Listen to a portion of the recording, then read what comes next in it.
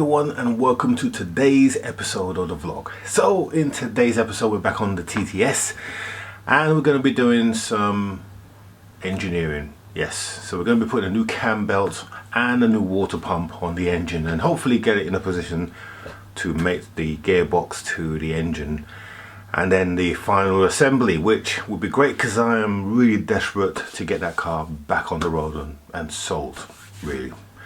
And whoever gets this car is going to have a really decent car. So if you are interested in the car, tap me up, drop a message or send me a DM on the Instagram, and then we can have a little chat. But anyway, let's not waste any time at all. Let's get on and sort out that cam belt. Right, so today's mission, should we choose to accept, is we want to take off this engine mount. This is the old engine mount that came with the engine, and we're going to inspect the cam belt. We are highly likely that we're going to replace it, so we're going to take a look and see how old. Like I said, this engine has done about 57,000 miles, so it's not due a change, but we're going to change it anyway because I think it's the right thing to do, and it'd be one thing less for the new owner of the car to worry about. Plus, while the engine is out of the car, it is infinitely more easier to do it. So we'll take off all the shielding, we'll take a look at the cam belt, and we'll look at telltale signs how you know how old your cam belt is. So let's take off the shielding and let's take a look and see what we're looking at.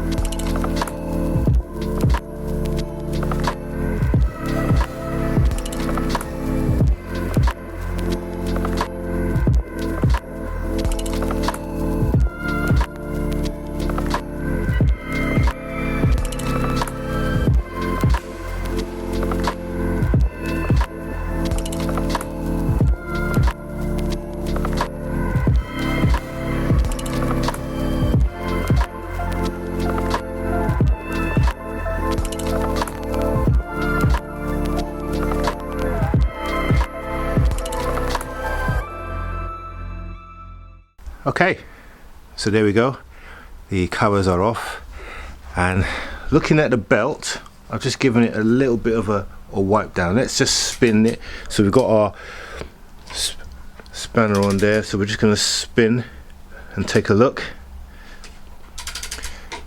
and what we're looking for is some marks on the actual belt, and that kind of just tells us the age of the belt. And since this engine has done around 57,000, that kind of tells me that that's probably the original belt that came from the factory, but the engine is freely moving, which is great. Now, as part of this, if you're going to change the belt, normally you would change this sprocket here along with the rollers. You don't really need to change those unless you can see signs of wear and tear. So we're going to take this off, and then we're going to just make sure that it's nice and tight, and if it's nice and tight, that's fine. But what we will be replacing is the water pump. So when you change the cam belt, always a good idea to change the water pump at the same time. So we'll do that, and that will give us a general idea of what the health of the inside of the engine is as well. Now, there are some markings I can see here, but what we'll do, we'll get the engine looking at TDC. So we've got a little mark here. There's our TDC mark, so we've just passed top dead center. I'm going to mark it up. See the mark there?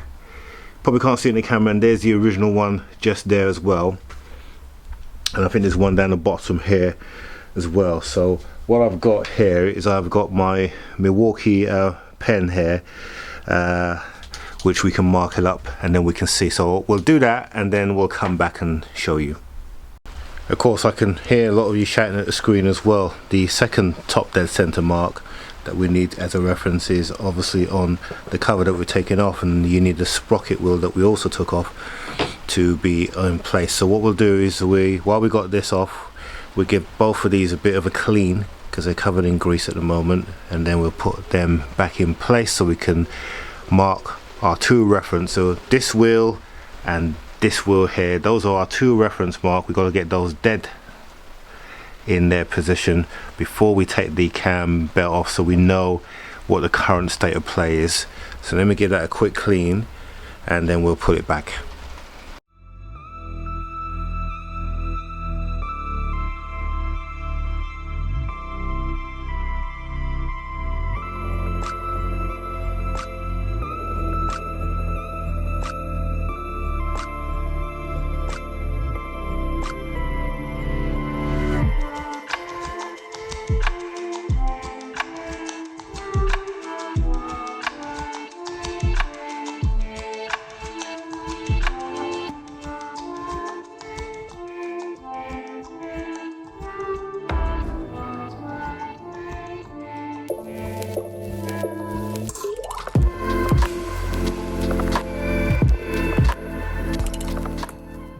Okay, and there you go. So there's your TDC. So we've got that there, absolutely perfect. And then we've got that mark down there, oops, sorry, also absolutely right on the button. So difficult to tell with the camera, because if I move it up and down it looks like the line is not aligned, but there you go, that is absolutely square, and the same down there as well. So what we can do now is we can take off this pulley once again, and we can leave that in this position here. And what we'll do when we move this pulley here, we'll mark it on the inside as well, so that we know that we're thereabouts, and then when we come to put the belt back on, we can then line it up.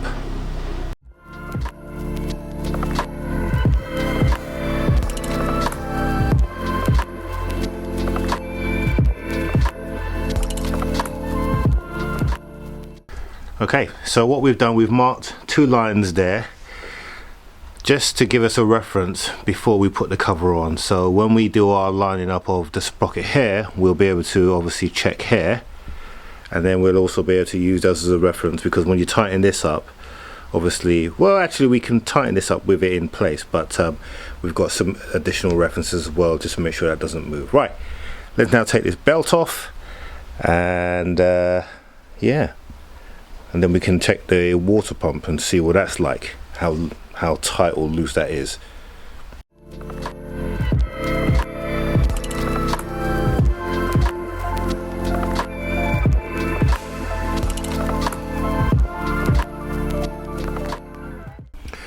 Okay, so now that we've got the belt removed, we can see our little pulleys now and see how they are. Now we've taken off this pulley here, and this is absolutely fine. It's not loose or anything, so that's fine. And these rollers as well, they are all okay, so we don't need to replace that. Now the water pump actually feels fine, but you should replace your water pump when you're changing the belt, just out of well, this engine's done less miles than what it has, but we're going to change it anyway, because we're changing the pump, and that means the new owner won't have to do it at a later date. Now, I think this belt has been changed before, because there was a white mark here. I've put my yellow marks there so I know where the position of the cam before I put that back on, but the fact that there's white marks there tells me that this has been changed before. So, interesting. Anyway, we're going to change the pump out, and then we'll put the new belt on, and then we'll get the gearbox mated to the new engine and start the rebuild process.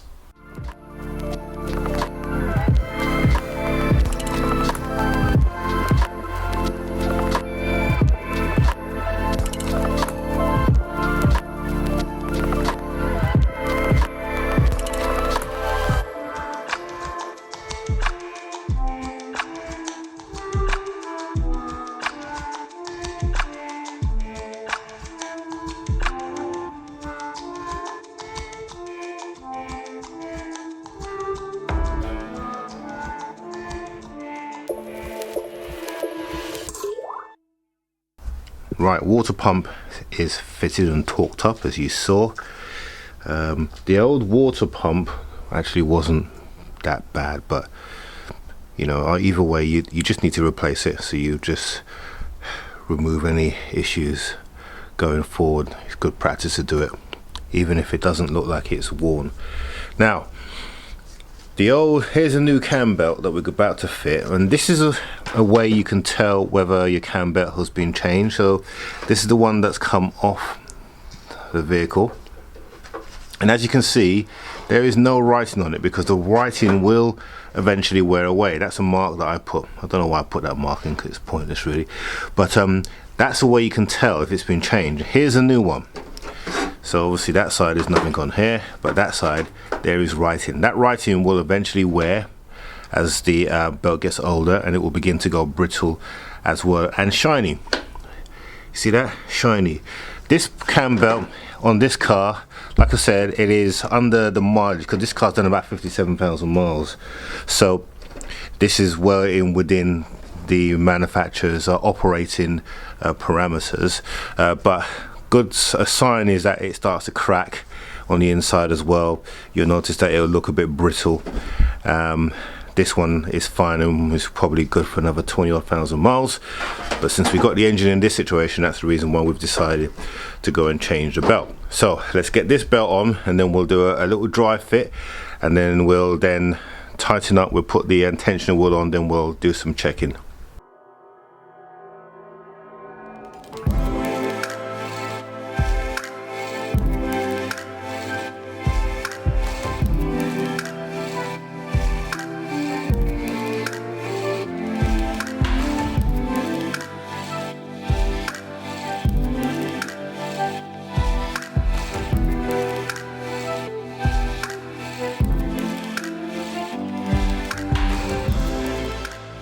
Okay, so the cam belt is on, but I've made a mistake.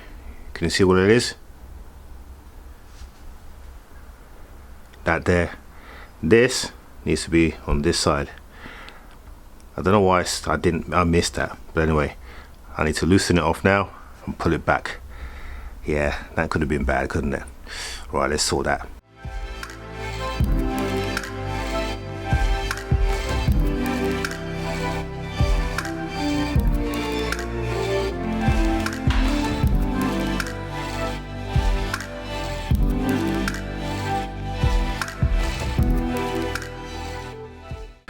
Right, so that is on, and we've done a complete rotation, and it is all lining up. You can see our marks down there and our mark up there. Like I said, it looks different on camera, but trust me, it's straight, because the camera angle, it will always look like it's wonky, okay? But it is dead straight. So what we're going to do now is we're just going to put the two covers on, and then we're going to test it again to make sure that it's correct, and if it's correct, then we can continue with our reassembly, and that's the timing belt and the pump done. Really easy when you've got it in this state, but obviously always going to be a challenge when it's on the vehicle. Right, let's get those bits put back together.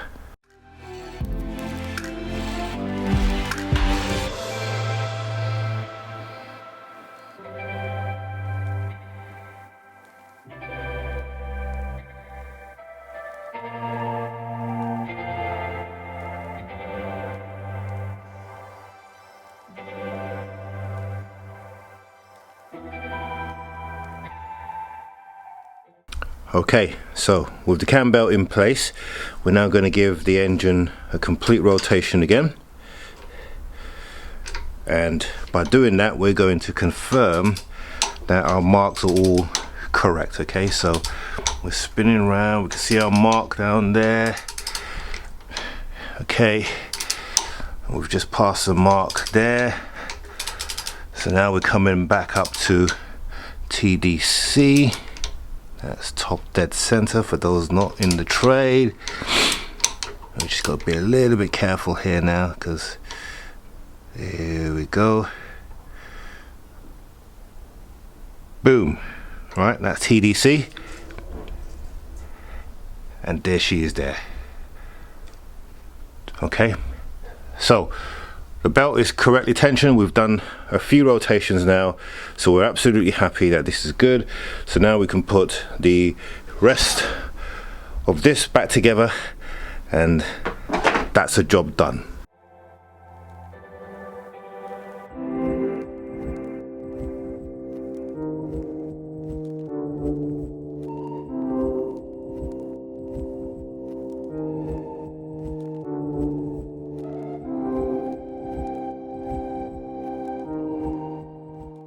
Right, next on the agenda, dual mass flywheel time. So to get this flywheel off, you need to basically remove these splines, and then this whole thing comes away. To do that, you need a special tool. This tool here, it's a 3067. That's its name, the 3067 tool from Audi. Basically what it does is it goes into this bolt like so, and then slots into the grooves at the side like so. And then once that's in, you can then basically take out like that. Goes in like that, and then you get your breaker bar, and then you can undo these bolts. So there is 1, 2, 3, 4, 5, 6 of these to do. So let me get those off, and then we can take the dual mass, stick it on here.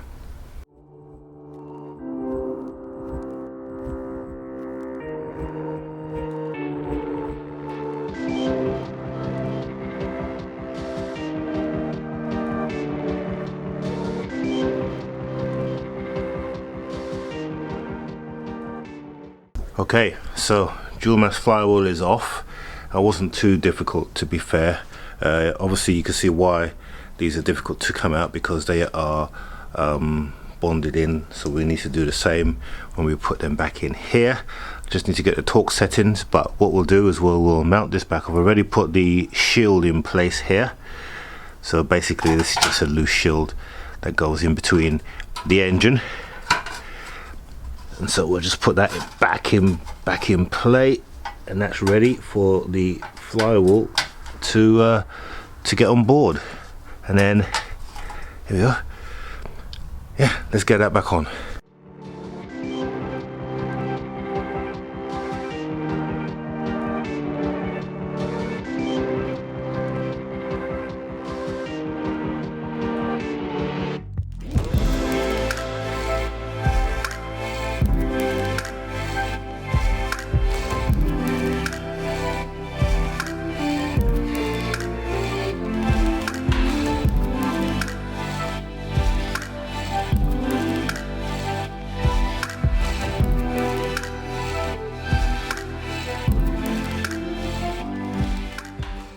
Right, so flywheel is now installed.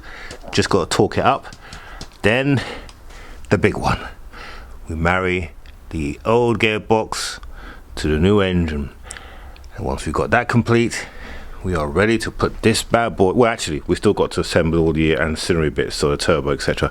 But I want to get the gearbox back in, and then I think we're pretty much done for this episode. So let's get that sorted, shall we? Actually, I've just realized we've got to stop here. The reason being, inside here is a little sprocket gear. You just see it there. Inside here, there isn't. See it? It's empty. Which means we got to get a new one. Now, it's not an expensive part. It's only about £8 or £9, but it needs that because that shaft, this shaft here, sits on it. So why it's missing from the new engine, I don't know. Sometimes when they separate the gearbox, it can get damaged, so people tend to break them apart. But it's definitely a necessity, because otherwise that will spin loose and will actually vibrate, because that gearbox does move, so you need it in there to keep it still, otherwise you'll get a vibration when the car's idling. So we'll order one of those, but until we order one of those, it means we have to stop here. But we do need to give this gearbox a proper clean up, and I'm going to do that. We'll save that for the next episodes. So next episode is when we marry the engine to the gearbox and we start the assembly, and boy am I looking forward to that. So tune in for that, and let's end this episode.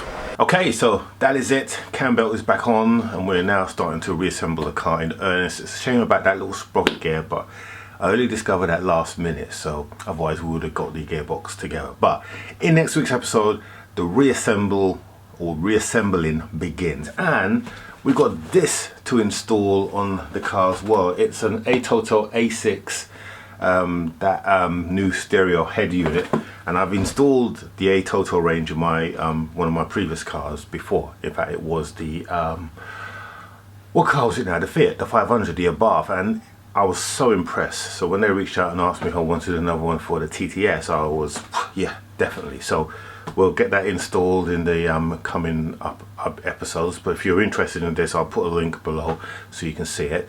But that's it. So if you are a casual viewer and you enjoy what you see, please feel free to subscribe below. Click on the bell notification so that you're notified whenever we receive a new one, and we would very much appreciate that.